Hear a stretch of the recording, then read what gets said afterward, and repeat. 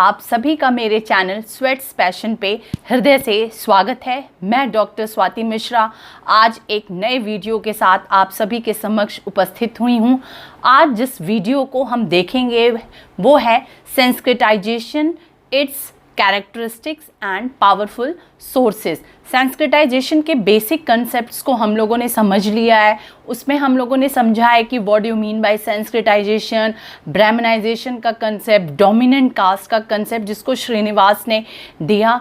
अब हम उसके कैरेक्टरिस्टिक्स को पढ़ेंगे और फैक्टर्स पढ़ेंगे जो फैक्टर्स रिस्पॉन्सिबल है सेंसिटाइजेशन प्रोसेस को एनहांस करने के लिए। तो आप प्लीज़, आप सभी से रिक्वेस्ट है कि वो पिछला वीडियो ज़रूर देख लीजिएगा जिसमें सेंसिटाइजेशन के कंसेप्ट पे मैंने चर्चा की है। और चलिए स्टार्ट करते हैं आज का वीडियो। प्लीज़ उससे पहले मेरे चैनल को सब्सक्राइब नहीं किए तो please subscribe my channel, like, share and comments. तो चलिए स्टार्ट करते हैं आज का वीडियो। तो पिछले वीडियो में हम लोगों ने सेंसिटाइजेशन के कंसेप्ट को देखा था। आप लोगों को शायद मैं ऐसा उम्मीद करती हूँ कि सेंसिटाइजेशन का कंसेप्ट अच्छी तरह से समझ में आ गया होगा, जिसमें सेंसिटाइजेशन के कंसेप्ट को मैंने समझाया, फिर ब्राह्मणाइजेशन के कंसेप्ट को, डोमिनेंट कास्ट को, इन सारी चीज़ों को समझा दिया। आज जो वीडियो है वो है कैरेक्टरिस्टिक्स। तो चलिए स्टार्ट करते हैं कैरेक्टरिस्टिक्स का कि सेंसिटाइजेशन प्रोसेस के कौन कौन से कैरेक्टरिस्टिक्स हैं। तो सबसे पहले सेंसिटाइजेशन की विशेषता है imitation of higher caste by lower caste. आपने सेंसिटाइजेशन के कंसेप्ट को देखा, उसमें ये बात ही कही गई है कि जो लोअर कास्ट होता है, लोअर कास्ट और ट्राइब और कोई भी कम्युनिटी, वो अपने से हायर कास्ट या ट्राइब या कम्युनिटी के लाइफस्टाइल का, वे ऑफ बिहेविंग का, फूड का, कपड़े पहनने के तौर तरीकों का, रिचुअल्स का, बिलीफ सिस्टम का अनुकरण करता है। तो सबसे पहली विशेषता है कि संस्कृतिकरण एक प्रक्रिया है जिसके द्वारा एक निम्न जाति या जनजाति अथवा अन्य समूह के उच्च जाति और विशेषता एक द्विज जाति के सांस्कृतिक एवं धार्मिक कृत्यों की से संबंधित व्यवहारों को अंगीकार करते हैं। आप याद रखिएगा कि द्विज जाति, एम.एन. श्रीनिवास ने द्विज जाति की बात की है, ट्वाइस बॉर्न कास्ट की बात की है। और ट्वाइस बॉर्न कास्ट में आप जानते हैं कि ब्राह्मण, क्षत्रिय और वैश्य ये तीनों आते हैं। सेकंड कैरेक्टरिस्टिक्स है process of social mobility. Social mobility से संस्कृतिकरण की प्रक्रिया जुड़ी हुई है, इसको मैंने बताया भी था पिछले वीडियो में। तो आप देख लीजिए कि संस्कृतिकरण के अंतर्गत एक निम्न जाति या जनजाति अथवा अन्य समूह उच्च जाति या द्विज जाति के सांस्कृतिक, धार्मिक कृत्यों का या विचारधाराओं आदि को तुलनीय बिंदु मानते हो, मतलब उसको एक रेफरेंस पॉइंट मान लेता है कि हमको इसी तरह के आचार व्यवहार, खान पान, इनका अनुसरण करना है और फिर वो उनकी तरह अनुसरण करने का प्रयास करता है। इसको रेफरेंस कॉन्टेक्ट के रूप में माना गया है और इस प्रकार से माना जा सकता है कि ये सोशल मोबिलिटी का एक एग्जाम्पल है। नेक्स्ट कैरेक्टरिस्टिक्स में हम ये देख सकते हैं कि इट इज़ अपवर्ड प्रोसेस। ठीक है, अपवर्ड प्रोसेस किस तरह से, देखिए पहले समझिए कि सोशल मोबिलिटी क्या है। तो सामाजिक गतिशीलता में हम अपवर्ड सोशल मोबिलिटी पढ़ते हैं, डाउनवर्ड सोशल मोबिलिटी पढ़ते हैं। अपवर्ड सोशल मोबिलिटी में हम नीचे से ऊपर की तरफ गतिशील होते हैं।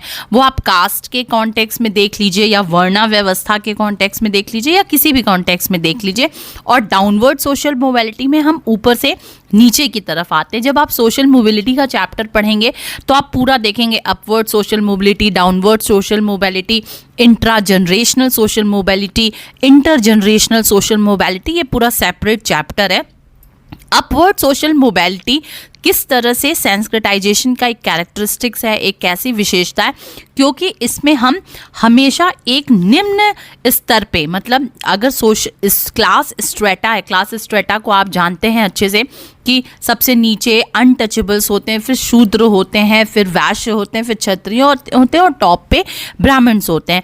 तो जो निम्न जाति पे जो बैठा हुआ समूह है वो ऊपर की तरफ गतिशील होने की कोशिश करता है। इस तरह से कहा जा सकता है कि संस्कृतिकरण एक अपवर्ड प्रोसेस है।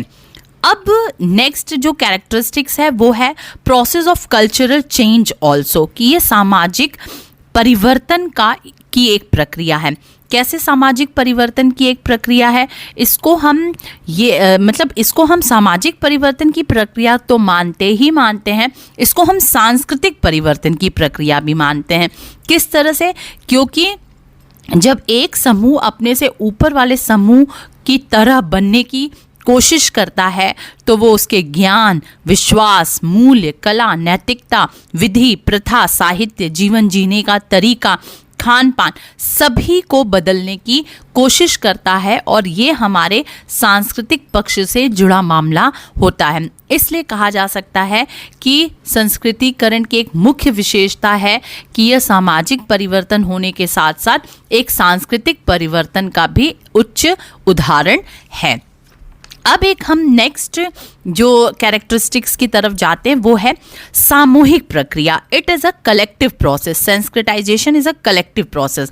कलेक्टिव प्रोसेस कैसे हुआ कि इसमें कोई एक व्यक्ति किसी एक समूह का या किसी एक जाति का या किसी एक ये जो मैंने बताया था जनजाति का एक व्यक्ति नीचे से ऊपर की तरफ मूव नहीं करता है, पूरा एक समूह मूव करता है। एक समूह जो है वो निम्न से उच्च की तरफ बढ़ने का प्रयास करता है। इसलिए हम कह सकते हैं कि जो सेंस्क्रिटाइजेशन का जो प्रोसेस है वो एक कलेक्टिव प्रोसेस है रेदर दैन इंडिविजुअल प्रोसेस। जो नेक्स्ट कैरेक्टरिस्टिक्स हम लोग पढ़ने जा रहे हैं वो है sanskritization result in positional changes and not any structural changes. आप इसको अच्छे से याद कर लीजिए, हर ऑब्जेक्टिव एग्जाम्स में पूछ लिया जाता है, या ऐसे भी सेंस्क्रिटाइजेशन के कंसेप्ट में ये बहुत इंपॉर्टेंट कंसेप्ट है। पूछा जाता है कि क्या संस्कृतिकरण पदमूलक परिवर्तन है या फिर संरचनात्मक परिवर्तन है या फिर दोनों है। तो बहुत स्टूडेंट्स हमारे कंफ्यूज करते हैं, लोग सोचते हैं कि ये दोनों परिवर्तन से जुड़ा हुआ है। नहीं, आप याद रखिएगा कि संस्कृतिकरण की जो प्रक्रिया है वो पदमूलक परिवर्तन है, संरचनात्मक परिवर्तन नहीं है। मैं समझा देती हूँ कैसे। क्योंकि इसमें जो कास्ट हायरार्की होती है उसमें एक जाति अपने से ऊपर वाली जाति का अनुसरण करती है। मैंने बताया किन किन चीज़ों का अनुसरण करती है, पर अनुसरण करने के क्रम में वो अपने से अपने इर्द गिर्द की कुछ जातियों से ऊपर उठ जाती है, ठीक है, पर बाकी जातियां अपने यथास्थान बनी रहती हैं। संपूर्ण जाति ऊपर नहीं उठती है। तो ये ध्यान रखिएगा कि अगर इस तरह से सारी जातियां संस्कृतिकरण को फॉलो करके ऊपर उठ जाती तो आज निम्न जातियों का या ऐसे कुछ जातियों का कंसेप्ट ही नहीं रहता। तो इस वजह से हम कहते हैं कि संस्कृतिकरण की एक अन्य विशेषता यह है कि इसके द्वारा केवल निम्न जातियों की स्थिति में पदमूलक परिवर्तन आता है, अर्थात उनका पद पहले से ऊंचा उठ जाता है। संपूर्ण स्तरीकरण की व्यवस्था में कोई प्रभाव नहीं पड़ता है, अर्थात इससे संरचनात्मक परिवर्तन नहीं आते हैं। ठीक है, ये पॉइंट अच्छे से समझ लीजिएगा।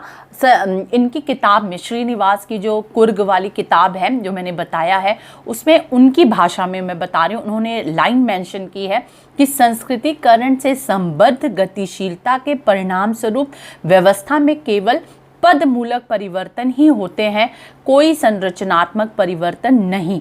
अर्थात एक जाति अपने आसपास की जातियों से ऊपर उठ जाती है और दूसरी नीचे आ जाती है, इससे व्यवस्था में कोई परिवर्तन नहीं आता। मैं इसको इंग्लिश में भी बोल लूँगी कि the mobility associated with sanskritization results only in positional changes in the system and does not lead to any structural change. That is, a caste move above its neighbors and another comes down, but all this take place in an essentially stable hierarchical order. The system itself does not change. तो ये point आप बहुत अच्छी तरह से समझिएगा।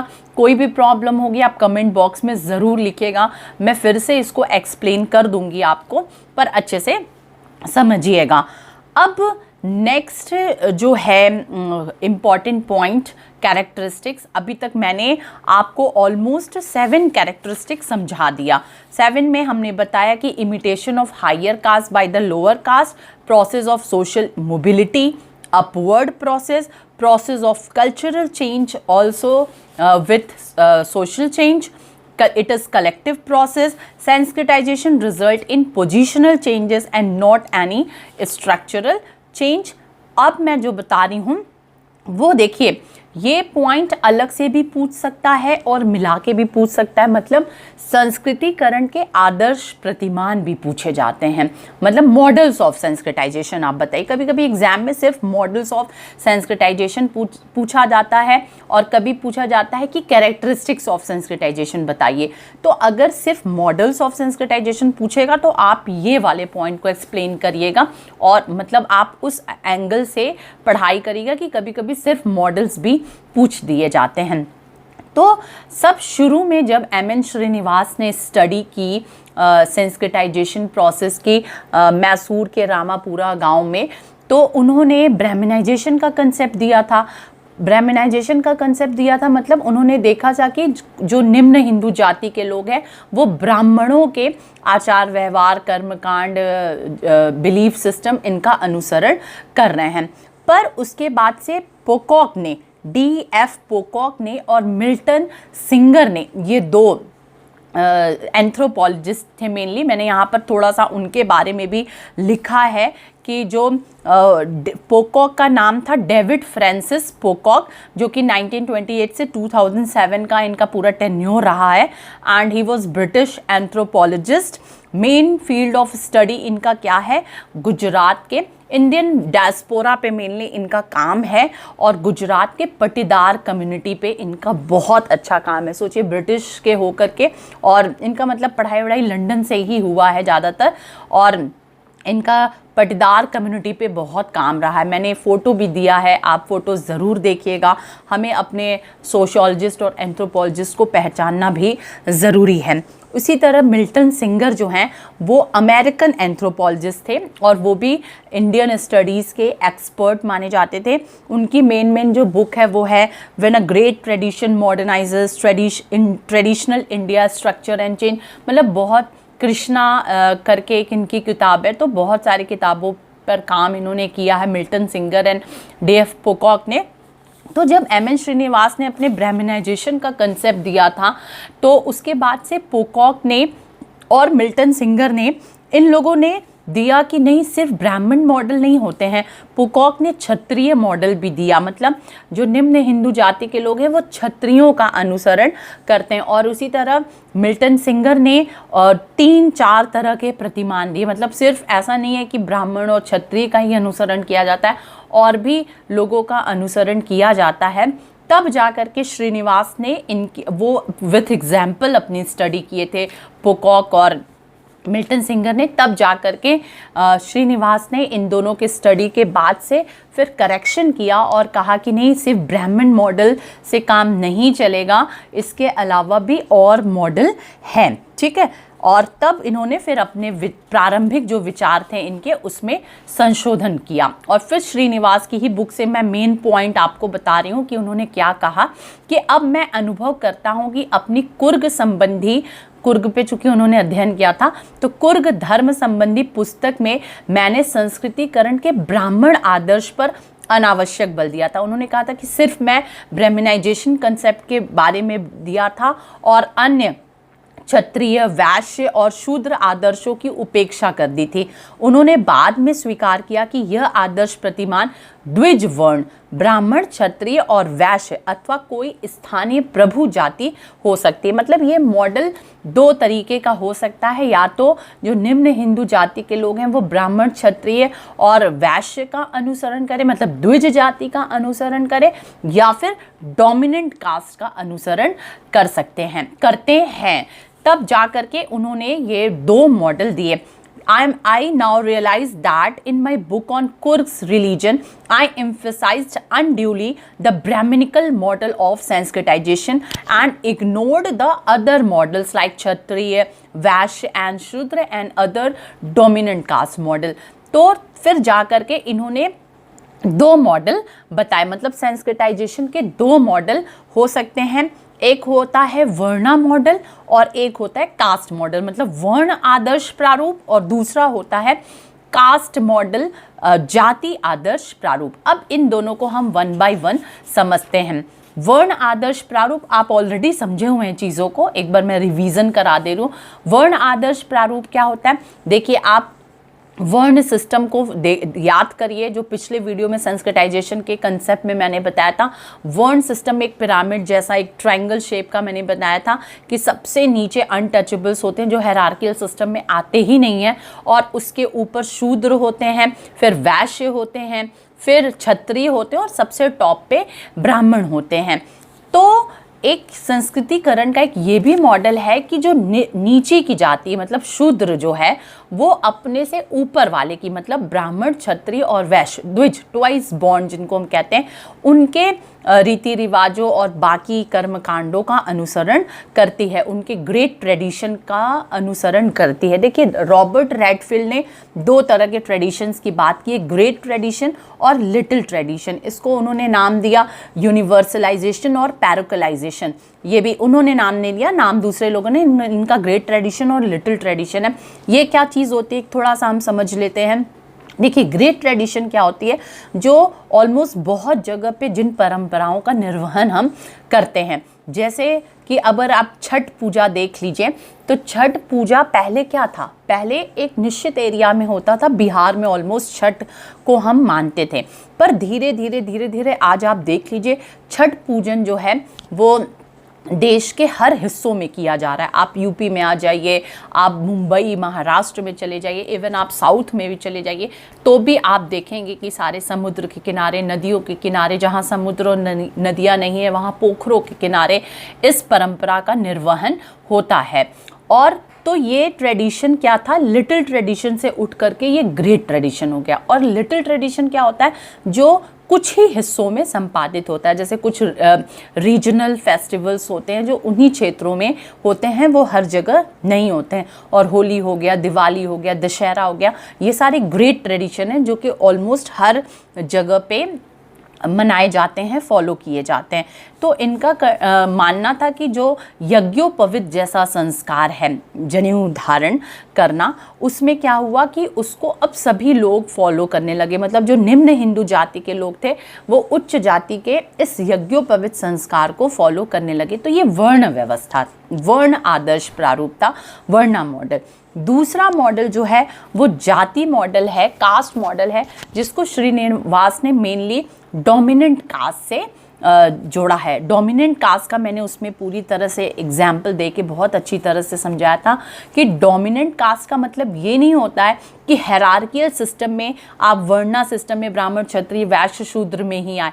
Dominant caste होता है कि आप पॉपुलेशन वाइज, मतलब एक पर्टिकुलर क्षेत्र में जहाँ पर जनसंख्या ज़्यादा हो किसी निश्चित समुदाय की, पॉपुलेशन के अकॉर्डिंग या इकोनॉमिकली पावर के अकॉर्डिंग, या फिर मैं कह सकती हूँ कि न्यूमेरिकल स्ट्रेंथ, मतलब जो जनसंख्या के दृष्टि से ज़्यादा हो, पॉलिटिकल पावर जिनके पास ज़्यादा हो, मतलब political numeric strength, economic strength, और एक दो तीन चीज़ें और हैं कि किसी इनोवेटिव बिजनेस में वो लगे हुए हों, या फिर किसी समुदाय के लिए वेलफेयर का काम कर रहे हों, वो उस पर ऐसे समुदाय उस निश्चित क्षेत्र में प्रभु जाति के रूप में माने जाते हैं। जरूरी नहीं है कि वो हायरार्कियल सिस्टम में ऊपर हो, वो हायरार्कियल सिस्टम में नीचे भी हो सकते हैं, पर राजनीतिक रूप से, चाहे आर्थिक रूप से, चाहे जनसंख्या की दृष्टि से, चाहे बिजनेस और व्यापार की दृष्टि से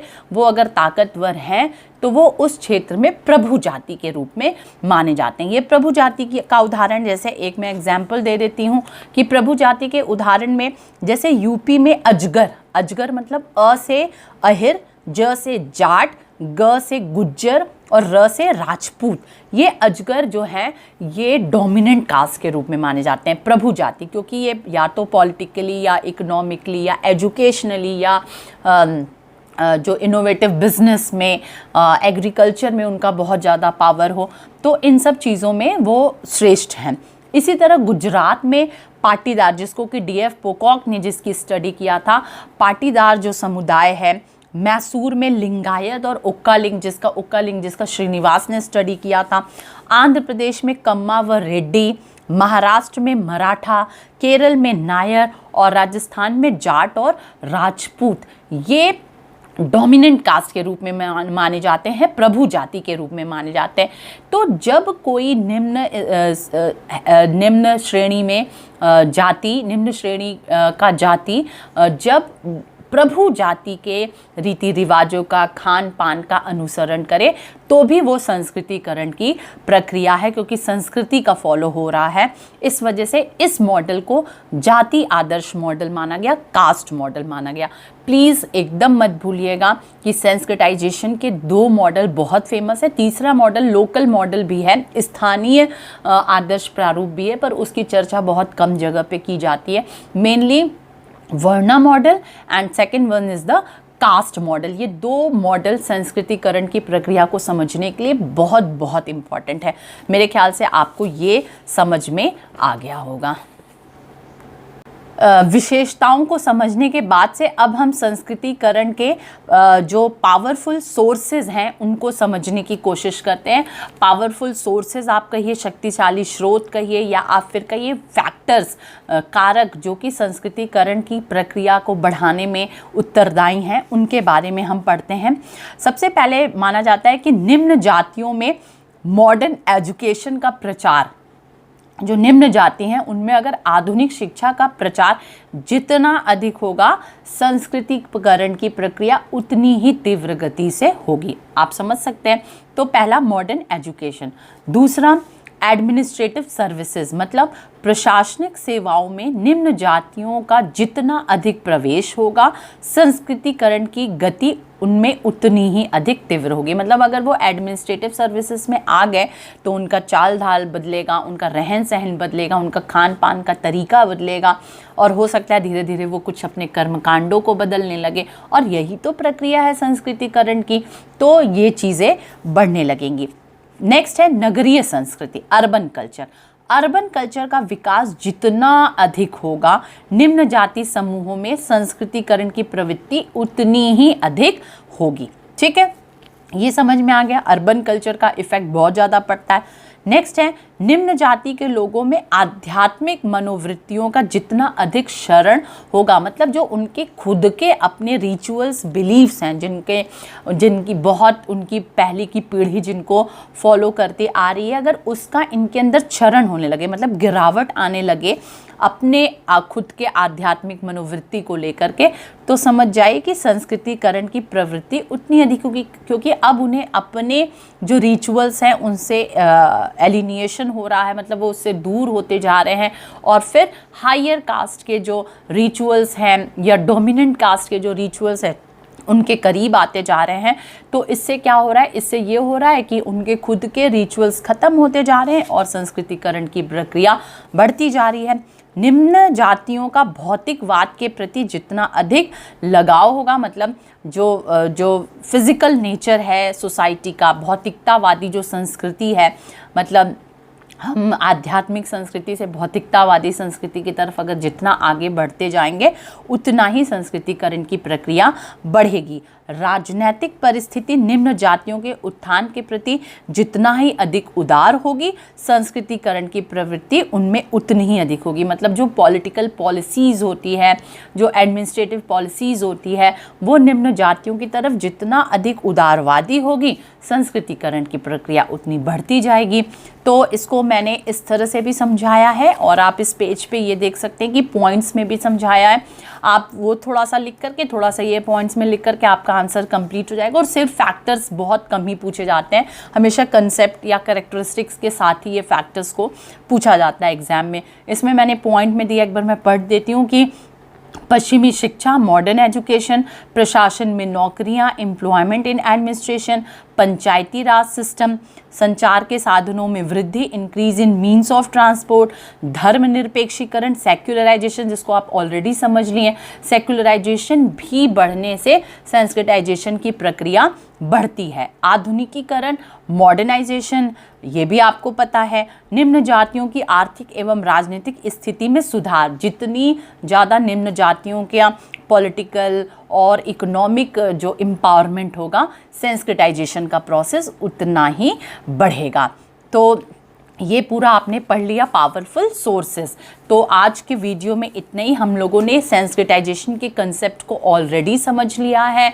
अब हम लोगों ने इस वीडियो में characteristics and powerful factors already समझ लिया है विथ 2 मॉडल्स। हम लोगों ने 2 सेंस्क्रिटाइजेशन के प्रोसेस के मॉडल्स भी समझ लिए। मेरे ख्याल से सेंस्क्रिटाइजेशन के प्रोसेस में इतना बहुत है, कुछ क्रिटिक्स थोड़ी बहुत इस थ्योरी की होती है। मतलब आप मान के चलिए कि सोशियोलॉजी या कुछ भी ऐसे जो सब्जेक्ट्स होते हैं, जिस थ्योरी की जितनी ज़्यादा क्रिटिक्स होगी वो थ्योरी मान के चलिए सोसाइटी में उतनी इस्टेब्लिश्ड थ्योरी है। बिल्कुल कुछ स्टूडेंट मेरे ऐसा सोचते हैं कि मैम इस बहुत ज़्यादा क्रिटिक्स हो रहा है मतलब बहुत रेलिवेंट थ्योरी नहीं है। ठीक है, इसका उल्टा होता है कि जिस थ्योरी की, जैसे अगर आप देख लीजिए इतिहास में तो मार्क्स की थ्योरी का सबसे ज़्यादा क्रिटिक्स हुआ है, पर मार्क्स की थ्योरी सबसे ज़्यादा एस्टैब्लिश्ड थ्योरी में मानी जाती है। और इतने सालों से हम मार्क्स को पीजी यूजी सारे सिविल सब में ही हम मार्क्स को इंक्लूड करके रखें अपने सिलेबस में। तो इस चीज़ का आप ध्यान रखिएगा।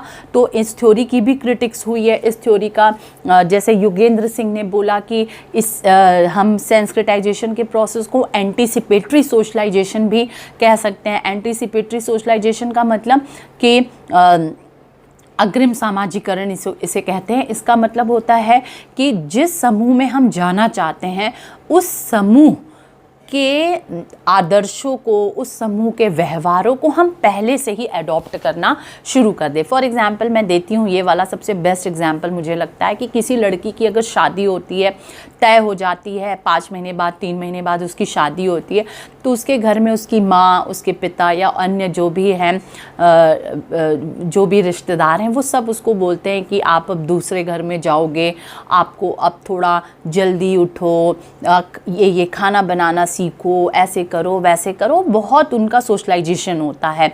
तो इसको हम कहते हैं एंटीसिपेटरी सोशलाइजेशन। मतलब कि जिस समूह में हम आगे सदस्य बनना चाहते हैं उस समूह के आदर्श प्रतिमानों को हम अभी से अडॉप्ट करना शुरू कर दे। तो योगेंद्र सिंह ने कहा कि संस्कृतिकरण एक एंटीसिपेटरी सोशलाइजेशन का हम इसको नाम दे सकते हैं, क्योंकि जिस समूह में व्यक्ति जाना चाहता है उसके आदर्श प्रतिमान, उसके व्यवहार, उसके खान पान तौर तरीकों को अपनाना शुरू कर देता है। तो इस तरह से 2-3 क्रिटिक्स आप पढ़ सकते हैं इसमें।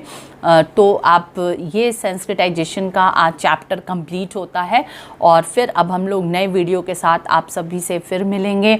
और प्लीज़ शेयर ज़रूर करिए, मैंने पहले भी रिक्वेस्ट किया है। और आप सभी घर में रहिए, सुरक्षित रहिए। अब कोरोना का पीरियड धीरे धीरे कहीं ना कहीं से अब लोग कहते हैं अब जैसे भय जो है वो कम हो रहा है। तो आप फिर से अपनी दिनचर्या में लौटिए, पर सावधानी से लौटिए, सुरक्षित रहिए और सतर्क रहिए। तब तक चलिए आप सभी को मेरा नमस्कार, बाय बाय।